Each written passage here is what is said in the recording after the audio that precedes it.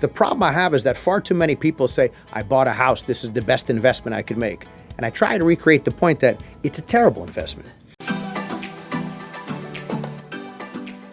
Hi, and welcome to Common Denominator, a podcast about growth, mindset, and entrepreneurship.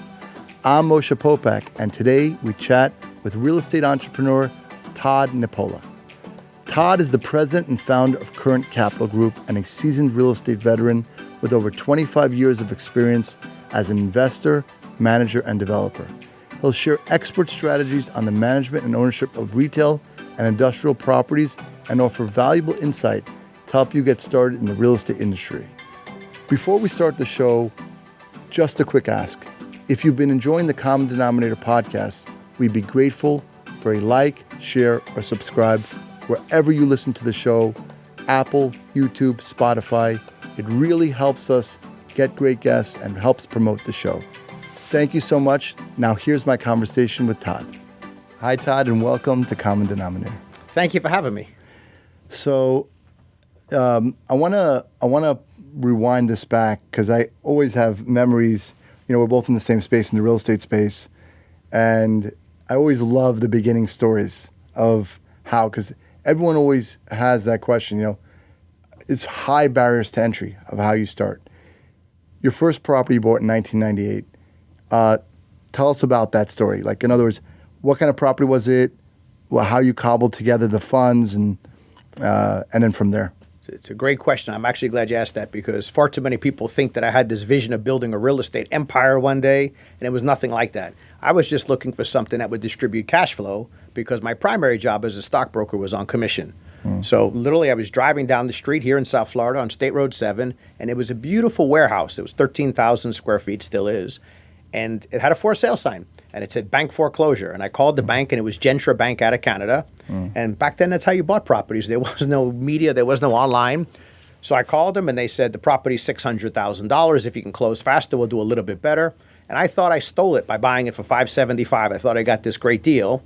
And back then, everybody told me, why are you buying real estate? It's the worst investment in the world. You're going to get killed.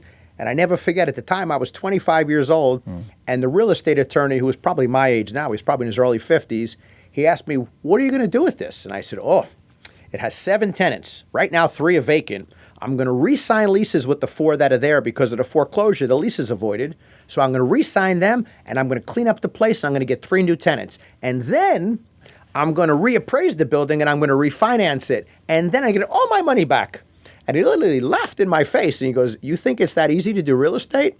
And I guess because I didn't know, and I didn't know the fears people find out about, it was. And that's exactly what happened. And I bought it in June of 1998. In December, it appraised for $800,000. I got a $600,000 loan. I got all my closing costs and like a check for like $11,000. And I thought I was God because that January, I was getting $5,000 a month in free cash flow. So I was hooked, and that's how I started. Yeah, that's amazing. I'll tell you, that's what it is. But the original start, how did you cobble together? In other words, was it the original purchase? Was it all cash you bought? So because people always will come to me, you know, where am I gonna get this first dollars? So what was it? Friends and family, or just money you had saved and being a stockbroker? Is that what it was? I was a stockbroker, and I was doing very well. And what I tell all the young kids now is I avoided all the temptation. You see, just because social media shows you temptation today, it existed back then. And I worked with a lot of brokers that were out buying Ferraris and Lamborghinis, and this is in the 1990s. They were still doing it. I didn't do it. I saved every penny, and I had about $120,000, $130,000 saved up, and I didn't know if I had enough to cover the closing cost. So I put every single penny I had, and when I finished the closing, I still had my bank statement book, because back then it was a little book, and I had $50 left in my savings account, and I literally went and I applied for credit cards, because they said, if I don't have enough money to close, I better make sure I have access to credit. So I applied for 3 or 4 like Visa and MasterCards, and I was going to take cash advances. Luckily, I didn't need it because that's where I learned about prorations for real estate taxes and security deposits. So I slid by on the hair of my chin, and I closed. And luckily, I didn't need cash flow from the property to pay myself. So the money from the property just went right back to the property. Right. I think that in America today, I love your story because that's, you know, I talk about that a lot. You know, same in the first property I bought. Everyone thought I was nuts. Like, what are you doing? It was in North Miami. It was showing losing $1 million. But I'm like, listen, I got some kids. I gotta make this happen. So I took all my wedding money, all my money, and that's what it is. And you don't think you're gonna, own a lot of real estate. That's right. But now you're forced to see it. And I think whether you're going to go into real estate or other businesses, I just think that real estate allows because you have depreciation. And what is depreciation? It allows you to keep your money in your pocket instead of giving a partner like Uncle Sam the money. So I always think about that. So now you have this, your company, Current Capital Group. What are the different types of real estate you invest in and why? Well, in the last 5 years, I would say it's primarily been retail. And the reason for the why is people didn't want it. Jeff Bezos came along with Amazon and it became the death of retail. Nobody's ever going to shop again, and that's the end. And I didn't actually believe that to be true because I never understood how you're going to go to the chiropractor online. So my shopping centers aren't filled with big box centers like Beals and Dick's and things like that. It's really primarily the chiropractor, the dentist, the Dollar General, the grocery anchored centers. So I believed in them and I kept on buying them. In the very beginning, I was buying industrial because nobody wanted that. But in the past 5 years, I bought one building of industrial for 11,000 feet, and I bought about 7 retail buildings of over 700,000 square feet. So you could see the dynamic. It's pretty much entirely retail now. Right. I always think of asymmetrical risk for higher return. And right now we're in an environment, I'm personally taking risk. Again, we have in our portfolio, we have multifamily, office buildings, and assisted living. And just like what you're saying, where nobody wants it, so why is it that you want something that nobody else wants? Because now nobody, you look at the front page of the Wall Street Journal, office buildings are terrible. I think the same way as you, like go where other people are not, because what goes down comes up and what goes up comes down. So if you have a long-term perspective, that should happen. What do you think right now about office buildings in South Florida? Well, the last 2 words is what changed the whole story for me. If you would have said office buildings, I had a different answer. Once you said South Florida, we're very different down here. Now, we probably overbuilt some of the Class A stuff, because everyone got excited about all the Northerners moving down. But I don't speculate in office, but I would be a buyer for the right price because there's some great deals out there. You have to be the operator that knows what you're doing. If you think you could just buy an office building right now and hire a management company and sit back, or you just put up a for rent sign, it's going to work. It probably won't. You got to be creative. And that's why, like earlier, we were speaking about Robert Ravani. I think the guy's brilliant, and he's an artist. He's going to take a building, and he's going to recreate it and repurpose it, and he'll draw tenants. But that's what you got to do. It's not the day of, even the building we're in now, you're renovating the building. You got to keep making steps forward. So South Florida has the demand. Nationwide, I don't know. There's a lot of massive office buildings that are pretty built up, and they'll be tough. There's buildings, 600,000, 700,000, 800,000 square foot buildings in Cleveland, Ohio. I don't know what you do with that. I really don't. Right. So luckily, I don't invest there, so it's not my problem either. Yeah, no, for sure. I see colleagues buying in New York and San Francisco, even though they're buying 20 cents in the dollar. The amount, let's say it's 40% occupied, the amount of capital intensive over the next bunch of years, I think that's an issue. Yeah. The other thing that I like, and I keep saying this, is just, you always got to follow the math. There's still 1,000 people moving to Florida every day. One of the most business-friendly environments, and then 91% back to office as a recent stat as of last week, highest in the nation, back to office. So I don't know whether my bet's gonna pay off, but it's something that I think about. Something that's fascinating, and I always think about this too, is especially here in South Florida, you don't actually own your home, from what I understand. You still rent today. Why is that? And I think I have an idea, but there's a few stories to that, and there's been an interesting spin put on it. Yeah. So I actually did buy a condo just because I think I got a pretty good deal, but I still think it's a bad investment. So the point I'm always trying to make to people is, look, I'm 51. I've been buying real estate for 26 years. I'm entitled to blow money. I have stupid cars and stupid things too. The problem I have is that far too many people say, I bought a house. This is the best investment I could make. And I try to recreate the point that it's a terrible investment. And then they want to preach to me how, no, but listen, Todd, I'm paying off my mortgage versus paying rent and wasting the money. And they're not understanding the dynamic that your real estate taxes are out the window, your maintenance and landscaping is out the window, your roof repairs are out the window. The equity you're paying down is simply money you're putting there from your savings, from your personal earnings. That doesn't make it an investment. Now, everybody reads the story, the guy who bought his house 20 years ago for $100,000 and now it's $14 million and he's a genius, and that'll happen and it'll keep happening. But that's luck. That's not an investment strategy, because I have news for you. Everybody who bought a house in Miami Beach on the Venetian in 2023 is not in that position right now. So maybe it'll look like that in 20 years, but it's not an investment. So I'm not against home ownership. I'm all for stability. I'm all for owning a home. There's great benefits behind it, but don't call yourself a real estate investor. The reason I personally like to rent, because I also rent a place down here in South Beach, because my primary home's in Sunny Isles, but I rent a place here, I get a much better deal. I have no money in it. I can move every year if I want to. Actually, my lease is 8 months. I can move even sooner. I get the benefits of it, and I write a check and I leave. And the place I'm in now is fully furnished. The guy who owns it doesn't even want me to transfer the utilities. I write one check and he does everything. It's headache-free. So I like that peace of mind. Yeah, no, I definitely can relate to that. I just have a large family, but if I didn't, I would, like you say, put every dollar back into investing into with a strategy. Yeah. You invest and hold into real estate. I guess some people just want that that peace of mind that in 2 years from now they're not going to be kicked out. Yeah. So I guess there's something to be said there. Well, there's a different mindset. I want to interrupt you, but there's a different mindset, and that's no different than the guy who's the entrepreneur who's going to bet every penny he has, or a guy like me who's taking out credit card advances to buy a piece of property, versus the guy who wants to work as a government employee who's going to work for 30 years and collect a pension.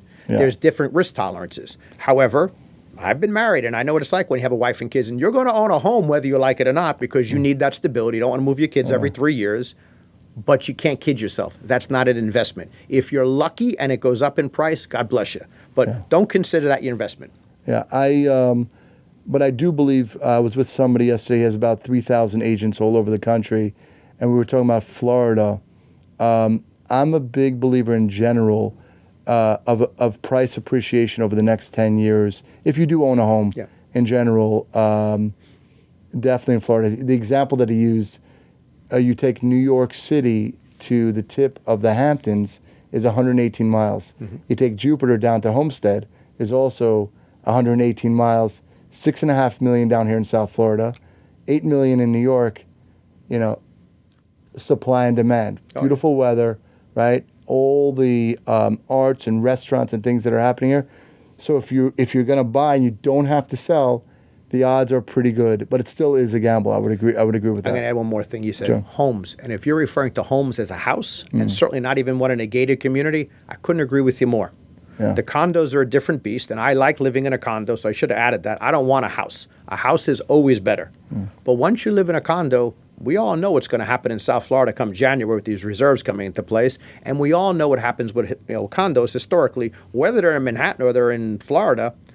Every year the maintenance gets higher, and that takes the price of your unit down. So condos historically don't do well, and that's where I choose to live. But I agree, the houses, there's no more land. Well, just to give a little color on that, so unfortunately, ever since the Champlain Towers in Bell Harbor collapsed, the government in Florida made condo associations have a lot of reserves, and then eventually that's going to trickle down to each condo owner. Right, that's the law come January of 2025, and therefore, if someone's therefore it'll cause the values of condos to go down. I agree, and obviously, I think waterfront homes or homes, right, in general, will go up, but different, like you're saying, different than condo. What do you like better? And I know that because it's probably property by property for you, but would you say residential properties or like you're saying? Strip malls are better investments for the long term. What would you say? What do you like better? Well, hands down, strip mall, multi-tenant. You could take. I love houses. I love to look at houses. I'm a big fan of these realtors and their beautiful houses. But if you got one tenant, you got maximum risk, because at some point that tenant's got to move. They're not going to stay forever, and then you have zero tenant. And what about multifamily? What would you say? Multifamily, I like to diversify the risk and hedge it. Now, for 3, 4, 5 tenants is great. This way, if you lose a couple, which you will, you could still cash flow and produce without reaching in your pocket. Yeah. I had a video that I posted. It's actually the larger the deal, right? The larger the deal, it's actually easier to do. So I always like, if you're going after 150 units or more, hard to come across. Yeah. But if you do a larger deal, in that you have more sophisticated lawyers. There's more, there's more ability to pay your professionals. Oh, yeah. Right? And it makes the life much, much easier. And maintain the asset. You have 200 units. You could bring on a full-time manager on site. You could afford to bring on full-time maintenance on site. But if you own 200 units scattered across 20 buildings, that's hard to hold. Yeah. I know also you have this this idea, which I definitely support, is the idea that comfort is the killer of all dreams. Where'd that come from? It really came from Tony Robbins. I'm a big fan of Tony Robbins. I was never in a bad place, but he really helped propel me to another level. And I still follow him all the time, and I'm still rereading his books. Like I always say, one of my favorite books is Awaken the Giant Within. But it's really true that people get comfortable. And that's where a good friend of mine had this expression, which now I've heard many times, but he was the first to say it. He's like, there's get rich money and stay rich money. So it seems like once you have some money, you start getting scared to make decisions. Yet there's a kid out there right now getting a credit card for 10 grand that he's going to start an online business. He's going to risk it all. He doesn't have the money to pay his rent come October, but he'll give it all. And the rich guy just wants to buy bonds and stay safe. So I always say you got to get uncomfortable and being used to being uncomfortable, or you're going to get complacent. And we know what happins then. So it doesn't just stay the same. Well, I see a lot of the strategies, right, where the people have sold their businesses, they made their money, like you said, and just what is the risk of that? Like, let's say I'm okay making 5% on my money. I'm going to buy these bonds, because I know it's called the trap of comfortability, right? So it's this, right, and you have to keep on pushing yourself. But what do you see the risk in that? Someone that just is kind of conservative, who wants to preserve his capital and just have it grow. Let's just say this 5% a year. I guess that money managers try to promote that strategy. So I don't know if there's an issue with that. If you got enough money, fine. Right. If that's your game, fine. Where I'm talking about being comfortable is, so like I said, we talked about Bezos before. He's the ultimate guy to me because of what he did. He walked away from Amazon. And believe me, when you're the leader and founder of Amazon, you're God. I mean, everybody respects you. You started this, you're everything. So Andy Jassy runs it right now. It's just not the same being the CEO versus the founder. And Jeff Bezos said, I have enough money. I don't want to do anything but play with hobbies and travel around the world and enjoy my life. So at that point, you don't need any more money. And that's fine. It doesn't have to be $100 billion, even if your number's 5 million or 10 million. Once you reach that threshold when money is enough, and there has to be a point where it's enough, you got to keep growing. So what are you going to do now? Are you going to start running marathons? Are you going to start learning how to give public speeches? Are you going to start volunteering your time? But if you think you're going to sit home all day and read the online newspaper, that's no fun. So you got to keep something to keep you active. Luckily for me, I have a lot of hobbies, but I still love what I do. But it's certainly not about the money anymore. Yeah, I love that you're a triathlete. Tell us about that training, because talk about hobbies. That seems really hard. It probably takes up a lot of your energy. It does, and I thank my brother for a lot of things, but one of them was definitely getting me into the sport. And I could go back to my first triathlon when I didn't know what I was doing, and I got really addicted to it because it's a great sport to compete against people your own age who are weekend warriors. So of course there's pros out there, so you could put them to the side. But you get to see what other people your age group are doing within every 5-year category and compete against them. And these are all people who have other jobs too, and you get to see how fit you are compared to them. So I love it. So yeah, I did the Ironman once, and that is grueling because that's 40 hours a week of training for a long time, and that's just your training. I'll never do that again. Not that I didn't love it, but just to do it. I only need one time to be a finisher, and so I'm good. But I still love doing the marathons. I'm signed up for the Miami Marathon. I love all that kind of stuff. Do you believe that, my son and I, we have this discussion, is it going to the gym, working out, or is it the food you eat? Which one seems to be more important? They're both super important. Yeah. If you're looking to get that, that perfect body, I haven't obtained that, but if you want the perfect body, it's going to be diet. And they always say, abs are made in the kitchen. But if you want to feel great about yourself, certainly at my age, at 51 years old, you better be doing both. Right. Yeah, and he prescribes. He's like, you should be eating a lot of meat, and he's been doing that, and I'm doing more, just lots of cooked vegetables, and I'm feeling a lot better and lighter. But not that I'm going to run any triathlon, but which part of the triathlon would you say is the hardest? Well, the hardest for me, the hardest part of it, I guess everyone would say, is the swimming, because you're thrown into an ocean and people are swimming on top of each other. So not only do you have to be a good swimmer, you have to be a good fighter. And every triathlete listening is laughing right now because you really get beaten up in there. You get your goggles knocked off. You think you're going to drown sometimes. So that's the hardest part. The hardest discipline for me is actually biking. My strongest is the running for sure. So the biking is usually long and hard, and there's a lot of fast bikers out there. So I usually regain ground in the run. Oh, love that. And I just want to, I'd be remiss if I didn't promote your book, because the proceeds do go to charity. Yes. Keeping it real on commercial real estate, right? So what would you say is your favorite part, or the thing that really sticks out in your mind about the book? Well, I wrote the book as if I was writing it to an intern, and writing a book was a lot harder than I ever thought it would be. It took me over a year to get it done, and after the first draft, I didn't even like it. I redid it. But I wrote this book to the basic person who doesn't have any understanding of investing in properties. So I gave you everything from how to invest in retail, industrial, office, even if I don't do it, and all the other options, investing in publicly traded companies, investing as a limited partner. There's so many different ways to do it. But that's how I wrote. So the whole book is great for the average person who just wants to learn about real estate investing. And the reason I wrote it for charity is because I want to plug the book all the time, but I make my living in real estate, not in a book. So I wasn't comfortable saying, here, buy my book because I need to make $10. So all the money goes to charity. I really love that. And I think that this, I haven't read it yet, but I think that idea is a great value add for people. Because, a lot of times we have different guests talking about real estate and mindset, but this is to have practical tools of how to start, what to do to get educated.